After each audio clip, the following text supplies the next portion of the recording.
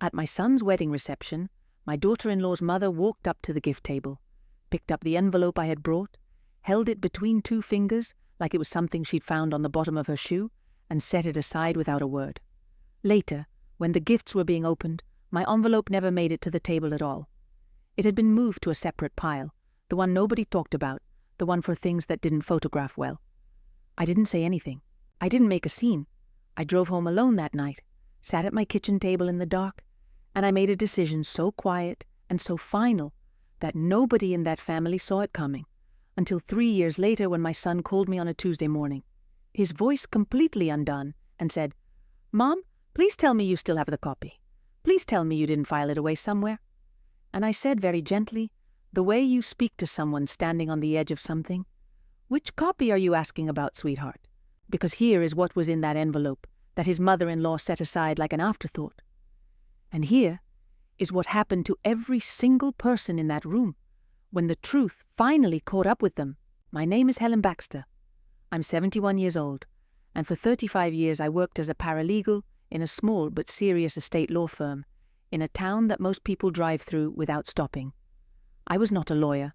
I never pretended to be. But I sat across from enough grieving families, enough confused widows, enough adult children who had no idea what their parents actually owned or intended, that I learned something most people never do. I learned that the documents nobody thinks to read are almost always the ones that change everything. I learned that the quiet paperwork, the unsexy, unframed, uninstagrammable paperwork, is where a family's real story lives. And I learned that the people who dismiss the quiet things, the people who move envelopes to separate piles without opening them, almost always pay for that dismissal later in ways they did not budget for. I say all of that not to be unkind. I say it because it is the only honest way to explain what I'd put inside that envelope and why it mattered so much more than the room that night had any idea. Let me start where it really starts, with my husband Gerald.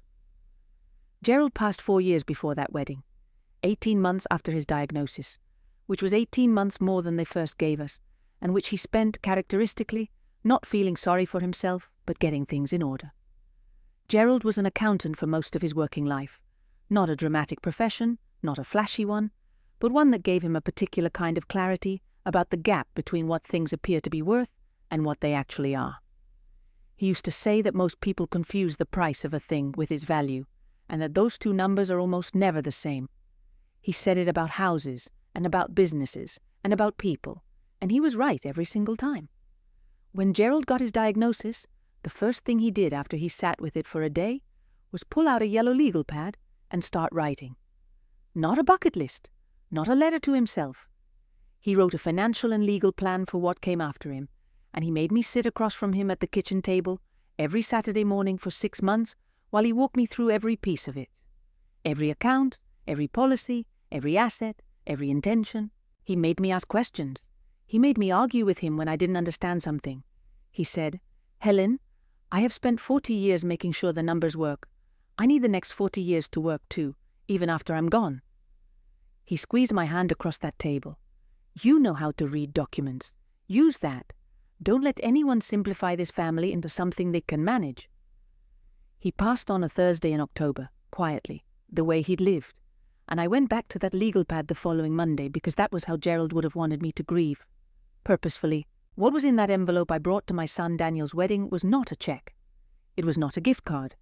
It was a document, specifically a deed of transfer, transferring a piece of property that Gerald and I had owned outright since 1987, a small but not insignificant parcel of commercial land on the edge of town that Gerald had purchased quietly during a year when everyone else thought the market was dead, and he thought it was the best possible time to buy something and wait. He had been right, as he usually was about these things. By the time of the wedding, that parcel had been appraised at just under $220,000. Clean title, no liens, no complications, properly prepared by an attorney friend of mine, ready to be signed over. It was Gerald's idea, not mine. He had talked about it in those Saturday morning sessions. He said that when Daniel had a family of his own, when there was a real beginning to invest in, that land should go to them. Not as a wedding present exactly, as a foundation, something that couldn't be spent on a honeymoon or eaten up by early marriage expenses. Something that would sit under their life and make it more solid. I had prepared the transfer document myself, with counsel, and I had written a 2-page letter explaining exactly what the parcel was, where it was, what it had been appraised at, what Daniel and his new wife could choose to do with it, sell it, lease it, hold it, as Gerald had held it, and let time do its patient work. That letter and that document were in a plain white legal envelope, sealed with my handwriting on the front. Daniel and Brianna, from Mom and Dad. Gerald's name too, because it was Gerald's gift as much as mine, perhaps more. I want to tell you about Brianna because I owe her the honesty of a full picture and not a cartoon. Brianna is not a bad person. I've thought about this carefully over 4 years, and I keep arriving at the same place. She is a woman who was raised inside a very specific set of measurements and who has never been given a compelling reason to question them. Her mother Sandra grew up with very little and responded to that experience not by developing sympathy for those without, but by developing an acute and almost ferocious sensitivity to appearances. Sandra built her entire identity around looking like she had arrived, and she raised Brianna inside that project.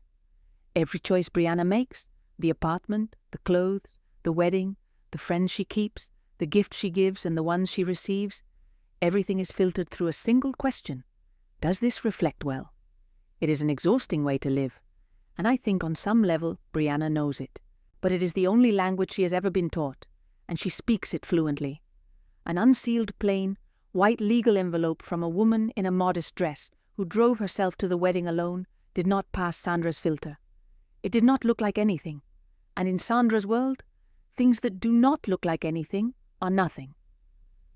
She moved my envelope to the separate pile with the confident efficiency of a woman performing a public service, and nobody stopped her because nobody at that table, including my own son, had any idea what she was handling. I want to be precise about Daniel because this part is harder. My son is a gentleman. He is thoughtful, and he is loving, and he has his father's eyes, and his father's habit of going very still when he's thinking hard about something. He also has a tendency, which I have watched develop over the years of his marriage, to defer.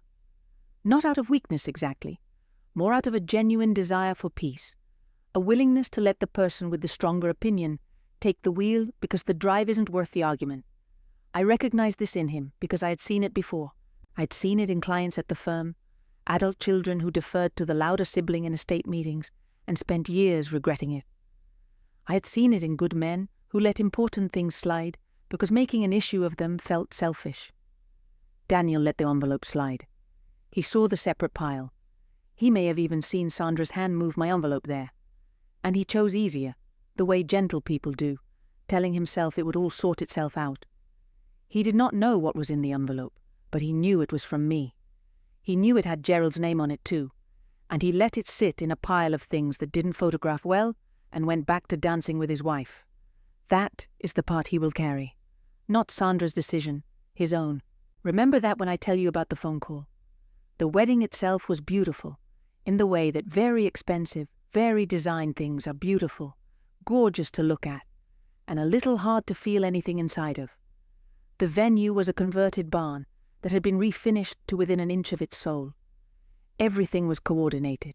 The flowers, the napkins, the lighting, the favors, the seating cards, the dessert table, all of it in the same 3 colors, chosen, I was told, by a brand consultant Brianna had hired specifically for the wedding aesthetic.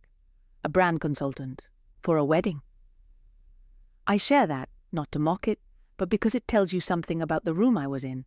A room where every object had been auditioned, where anything that hadn't passed the audition had been quietly removed. I was, I suspect, the most unauditioned thing there. I wore a blue dress I had owned for several years. I brought a plain white envelope. I sat at the table nearest the door, which is where the unauditioned things tend to end up, and I watched my son marry a woman I wanted very much to love fully, and I smiled all evening, and I went home with my envelope still sitting in its pile. I cried in the car, not for myself, for Gerald, who had wanted so much to be there, and who had worked so hard to still show up in that room even without his body to carry him in. His gift, his land, his 40 years of thinking about this family's future had spent the evening in a reject pile because it didn't come in a box with a bow. I did not leave the envelope. I want to be clear about that. Before I left, quietly and without drawing attention, I found the gifts coordinator, a young woman with a clipboard, and I retrieved my envelope from the separate pile. I thanked her. She had no idea what she'd been sitting next to all evening. I put the envelope in my handbag, drove home, sat at Gerald's kitchen table, opened it myself, and read his letter one more time. And then I made the quiet decision I mentioned at the beginning. I called my attorney friend the next morning, and I said, "Patricia, I need to restructure something. Walk me through the options. Because a document prepared for two people only works if both people are ready to receive it." And I had just watched one of them let it sit in a pile all night without a word. The gift Gerald had wanted to give was not going to arrive the way he'd imagined. But it was going to arrive. I just needed to make sure it landed somewhere it would be held with both hands. I want you to understand what those next 3 years look like, because this is not a story where everything snaps back into place and everyone is immediately wiser. The years were ordinary and a little painful in the way family years often are. Brianna and I were polite. Not warm, polite. Sandra and I were cooler than polite. I had Sunday dinners with Daniel when Brianna's family wasn't in town, and I felt during those dinners the particular loneliness of a mother who can see her son clearly and cannot say everything she sees. He was happy, I think. He was also slightly smaller than he used to be, the way people get when they spend years adjusting themselves to fit inside someone else's measurements. He still talked about Gerald. He kept a photo of his father on his desk at work. He was a good man, living a slightly compressed version of his own life, and I loved him completely, and said almost none of this out loud, because some things a mother carries alone until the person is ready to carry them with her. What changed was not a dramatic event. It was a letter, specifically a letter from the county assessor's office that arrived at Daniel and Brianna's apartment, addressed to Daniel by name, because Gerald had listed Daniel as a secondary contact on the property record years earlier, a thing Daniel did not know and had completely forgotten Gerald ever did. The letter was a routine notification about a zoning reclassification proposal for the parcel, the kind of dry bureaucratic correspondence that most people would set aside. Daniel, to his credit, did not set it aside. He read it, and he noticed that the property address was familiar, a road he vaguely remembered his father mentioning once years ago. He called the assessor's office and asked a question, and the assessor's office, being a county assessor's office, told him straightforwardly that the parcel in question was currently listed under the name of one Helen Baxter, that it had been appraised most recently at $238,000, and that there was a note in the file from 4 years ago indicating that a transfer had been prepared but not filed. Daniel asked why it hadn't been filed. The woman on the phone said she couldn't say exactly, only that the paperwork had been prepared and withdrawn on the same date, the date of his wedding. That is when he called me. Tuesday morning, 8:17, my phone rang before I'd finished my first cup of coffee, and my son's voice on the other end of it was completely undone. "Mom," he said, and I could hear in that single word the full weight of what he had just understood. Not just what the parcel was worth, what it meant, that his father had prepared this, that I had brought it to his wedding, that it had spent the evening in a pile, that I had taken it home, that 3 years had passed and I had never said a word. "Mom, please tell me you still have the copy. Please tell me you didn't file it away somewhere." And I said, very gently, "Which copy are you asking about, sweetheart?" Because I needed him to be the one to say it. I needed him to arrive at the question himself, because that is the difference between being given an understanding and actually having one. He said, "The transfer." "Dad's land? The thing you brought to the wedding?" And I said, "Yes, I have it. It's here. It's exactly where it was the night you got married." He exhaled, the way people exhale when they have been holding something in their chest without knowing it, a long, slow release that had 3 years of unanswered questions in it. And then he asked me why. Why I hadn't said anything. Why I hadn't pushed. Why I'd let 3 years go by in Sunday dinners and polite phone calls without telling him what I was holding. And I told him the truth. Because your father's gift was always meant to be a foundation, Daniel. Not a windfall. Not a surprise. A foundation only holds weight if the people standing on it understand what it is and choose to stand on it on purpose. I needed to know that you were ready to choose. He was quiet for a long time. Then he said, "The envelope. The night of the wedding. Sandra moved it. I didn't stop her. I saw her do it, and I told myself it didn't matter. I know, I said. I know you did. He said, I've been doing that. A lot, for a long time. Letting things get moved without stopping them. I said, yes, I know that too. He asked me how I'd stayed so calm, how I'd sat through 3 years of Sunday dinners knowing what I was holding. And I told him the same thing I believe with everything I have. Because calm is not the absence of feeling. Calm is what you choose to do with the feeling instead of being done by it. Your father taught me that at a kitchen table every Saturday morning for 6 months, and I have been practicing it ever since. Here is what I decided to do, and I want to walk you through every part of it because the decisions matter as much as the story. I did not simply file the transfer the morning after Daniel's call. I'm a woman who spent 35 years watching people make financial and legal decisions in the middle of heightened emotion, and I have seen what that produces. Instead, I asked Daniel to come to my house that weekend, alone, not as a condition against Brianna, but because I needed to speak to my son first. Just my son, the way Gerald and I used to speak at that kitchen table. He came on a Saturday morning, which felt right. I made coffee. I put Gerald's yellow legal pads on the table, the ones from those 6 months of planning. I put the envelope there too, still sealed, which surprised him. I said, before I open this, I need to tell you some things, and I need you to listen the way your father used to listen, which means all the way through before you say anything. He nodded, and I told him everything. I told him about the parcel, when Gerald bought it and why, what it had been appraised at then, and what it had been appraised at now, what Gerald had intended it for, and the exact words Gerald used when he talked about it at that kitchen table. I told him about preparing the transfer document with Patricia. I told him about arriving at the wedding with it. I told him about the separate pile. I told him what I'd felt in the car driving home. I told him what I had felt reading Gerald's letter alone at this same kitchen table that same night. I told him all of it plainly and without performance, because my son is a grown man, and grown men deserve the full truth delivered without softening. When I finished, he didn't speak for almost 2 minutes. He sat the way Gerald used to sit when he was thinking all the way through something. Then he looked at the envelope and he said, "What do you want to happen now, Mom? What do you actually want?" And that question, that simple, direct, "What do you actually want?" was the most Gerald thing Daniel had ever said to me. It was the question his father asked at the beginning of every hard conversation. I had to press my hands flat on the table to keep myself steady. "I want 2 things," I told him. "I want this gift to reach you the way your father intended it to, as a foundation, not a transaction. And I want you to walk into your own life a little more on purpose from now on. Not for me, for yourself, for the version of yourself your father believed in."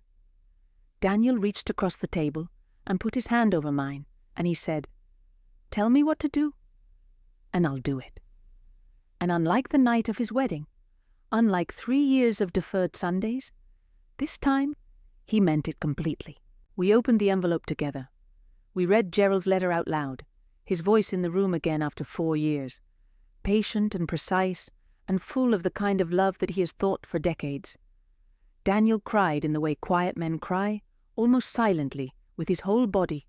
I let him. Then we called Patricia, right there from my kitchen table, and we began the process of doing it right. Because I had restructured things in the 3 years of waiting, the transfer was cleaner than it might have been.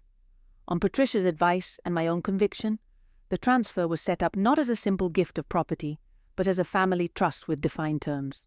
Gerald's original intention was honored exactly.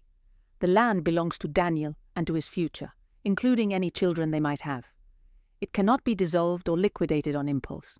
Any major decision about the property requires a documented conversation with a designated independent trustee, a structural pause built in, Gerald's voice in the paperwork even now, slowing things down, making sure the thinking happens. The appraised value at the time of the formal transfer was $241,000. 3 years of waiting had cost nothing. In fact, in pure financial terms, waiting had earned money, because Gerald had been right about that parcel, the same way he'd been right about everything he'd ever bought, quietly and held patiently. Time pays the people who trust it. I want to tell you about the conversation with Brianna because I think you're expecting a confrontation, and I want to be honest with you about what actually happened, which was both more ordinary and more significant than a confrontation would have been. Daniel told her the night he came home from my house. I wasn't there. I have two versions of how it went, his and hers. And as always, the truth lives somewhere, in the shape made by both of them. Daniel's version is that he sat her down and told her everything plainly. The parcel, the letter, the envelope, the wedding night pile, what he had seen and not stopped, what 3 years of deferred Sundays had cost, and what he intended to do differently. He said she went very pale and very quiet, and that for a long time she didn't say anything at all. When she did speak, her first words were not about the money, which I found significant.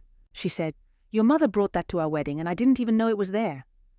Daniel said, "You did know the envelope was there." Sandra moved it. And Brianna, to her credit, in that version, did not reach for the defense. She said, "I know. I should have said something. I should have asked." That's a different first sentence than her mother would have produced. That's a crack in the measurements, and cracks are where light gets in. Brianna's version, which she told me herself several weeks later when she came to my house alone for the first time, was softer on herself in the way everyone's own version is, but it contained something I hadn't expected. She said, "I think I've known for a long time that I don't actually know how to see certain things. I just don't know how I learned not to." She looked at her hands when she said it. She was quiet, not performing quietly, actually quiet. I said, "Your mother taught you a set of measurements, and they made sense inside the world she gave you. Learning new ones takes longer than a conversation, but it starts with one." She looked up. She asked if I would be willing to have more of them, the conversations. I said yes. I meant it. Sandra and I have not had a direct conversation about the envelope, or the wedding night, or the separate pile. I do not expect we will. Sandra is 74 years old, and she has been building her particular world for 7 decades, and the architecture is load-bearing now. I'm not in the business of demolishing things people need to stand upright. What I will say is that at a family dinner several months after all of this, Sandra looked across the table at the chair where Gerald's photograph now sits, because Daniel started bringing it to dinners, and she asked me how long Gerald and I had been married. 41 years, I said. She nodded, and she looked at the photograph, and she said, "He looks like a man who knew things." "He did," I said. "He really did." That was the whole conversation. It was enough. Daniel is different now, and I do not want to overstate it, because he is still Daniel, still gentle, still prone to preferring peace. But there is something underneath the gentleness now that wasn't as visible before, a kind of groundedness that comes from knowing what you're standing on. He makes decisions more deliberately. He says what he means a little more directly. He kept his father's yellow legal pads, and he has started using them, not for anything formal, just for thinking things through on paper the way Gerald used to. He told me a few months ago that he started having what he calls the Saturday morning conversation with himself, just sitting down once a week and asking what is actually true about our situation. What are we building toward? What do we keep letting slide? I asked him how Brianna felt about it. He smiled in a way I hadn't seen in years and said she started joining him, that they do it together now at their kitchen table on Saturday mornings with coffee. I had to look out the window for a moment. Gerald would have been so unbearably pleased about that. The parcel, the land Gerald bought in a quiet year, when everyone else thought the market was finished, is still held in the trust, unfolded, sitting under Daniel's life exactly the way Gerald intended. They have talked about what they might eventually do with it. They haven't rushed a decision. That, in itself, tells me everything I need to know about how much has changed. A year ago, Brianna would have wanted to resolve it immediately, to make it into something with a visible value, something she could point to. Now she says she thinks they should hold it a little longer. "Let it keep working," she said, "like your father-in-law would have." She said father-in-law. She never used to say that. She used to say Gerald, just Gerald, slightly abstracted, slightly at a remove. Father-in-law is closer. It means she has moved him into a category she keeps. I consider that a significant development. My hands are steadier than Darlene's. The arthritis has been kind to me so far, but my eyes are worse than they were, and the legal print is harder than it used to be. I still sit at Gerald's kitchen table every Saturday morning. I still read documents people give me more carefully than they expect. I have started writing things down, not for publication, for Daniel, the same way Gerald wrote things for me.